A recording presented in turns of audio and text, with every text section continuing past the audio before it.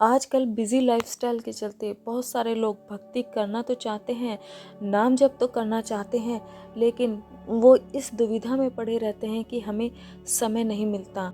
लोगों के पास भगवान के लिए 20 मिनट तक निकालना मुश्किल हो जाता है, लेकिन भगवान की भक्ति करना बहुत ही सरल है।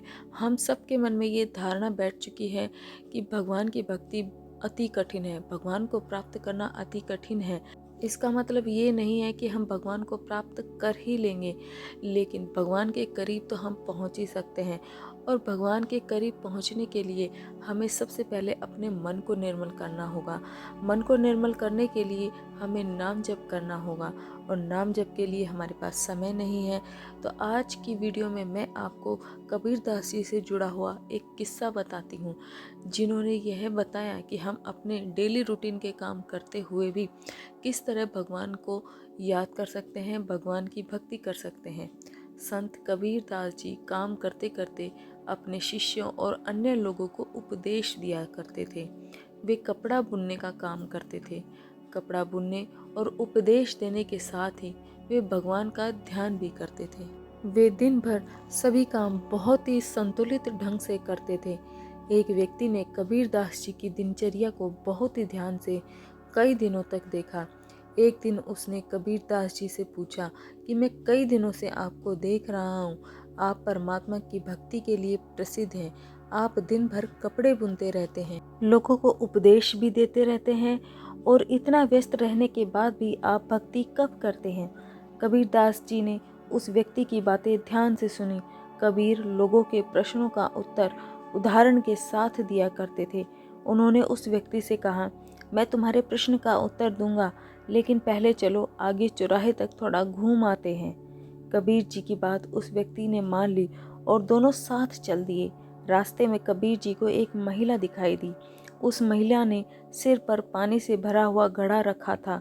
वह महिला गीत गाते हुए चल रही थी, लेकिन उसने घड़े को पकड़ा नहीं था।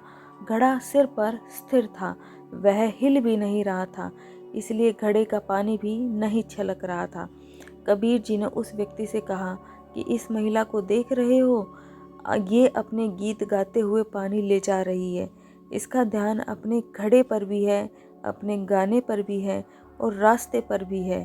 बस ठीक इसी तरह से मैं भी अपने सभी काम करता हूँ।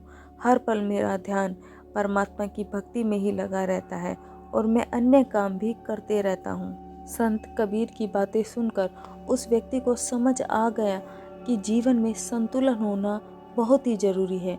कबीर जी ने उस व्यक्ति को आगे समझाया कि हमें जीविका चलाने के लिए काम करने की ज़रूरत है, लेकिन इसके साथ ही हमारा मन भक्ति में भी लगे रहना चाहिए। परमात्मा का ध्यान करते रहेंगे तो मन शांत रहेगा, और विपरीत समय में भी हम विचलित नहीं होंगे। भक्ति हमें कर्म करने की शक्ति देती है। तो आपने देखा कि जिस तरीके से कबीर जी अपने सारे काम करते हुए भी भगवान की भक्ति में लगे रहते थे, उसी तरह से हमें भी अपने सारे काम करते हुए भगवान की भक्ति में लगे रहना चाहिए। हमें बाहरी शरीर के द्वारा तो सांसारिक काम करने चाहिए, लेकिन हमें आंतरिक मन से भगवान की भक्ति में लगे रहना चाहिए।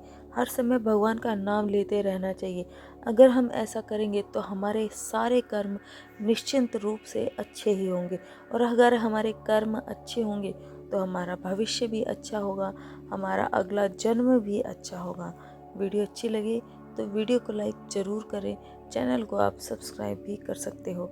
जय श्री राम, जय हनुमान जी भक्तों। आप सभी का दिन शुभ और मंगलमय हो।